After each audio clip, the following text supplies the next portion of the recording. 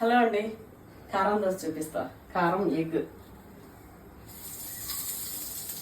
అయితే మన వాళ్ళు ఎవరో నేను చాకు కూర్చుంటే ఇట్లా పోరుకు పెట్టమ్మా బాగుంటుంది అన్నారు. నిజంగా ఇది బాగుంది, మంచిగా పట్టుంది.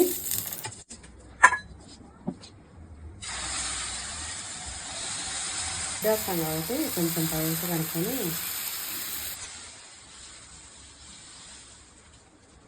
మా ఫేవరెట్. ఆ ఊరికి వెళ్ళినప్పుడు ఖచ్చితంగా రైల్వే కోడూరులో కారం దోశ తినకుండా బయటికి వెళ్ళాలి. అంటే బయట అంత మంచిగా చేస్తారు. ఇది వచ్చేసి ఎర్రకారం, నేను మొన్న చూపెట్టినా కదా. కొత్త ఉల్లిగడ్డ,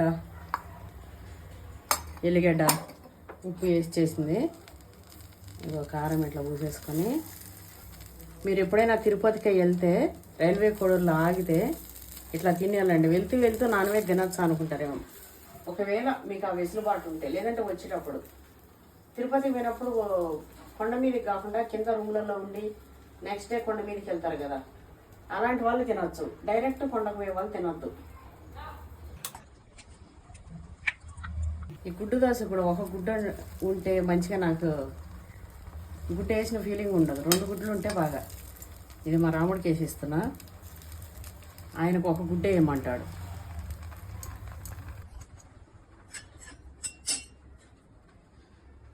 దీంట్లో ఇట్లా ఏనికి వస్తలేదు అంత.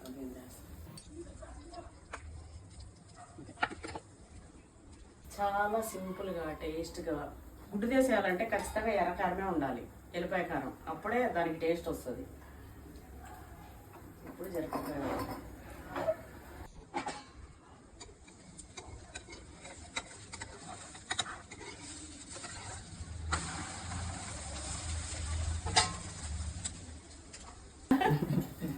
చూసి ఎట్లుందో చెప్పాలి.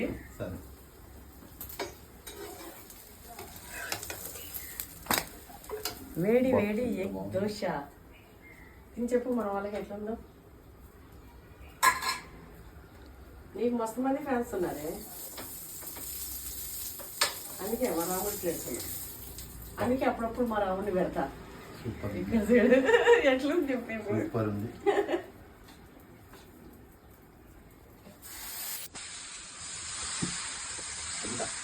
ఇది అద్దెకి ఇంకోటి వేసుకొస్తా నీకు.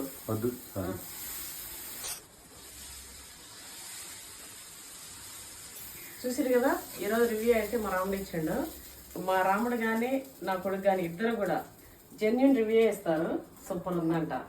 ఇది మా వాడికి ఇస్తా ఇంకా.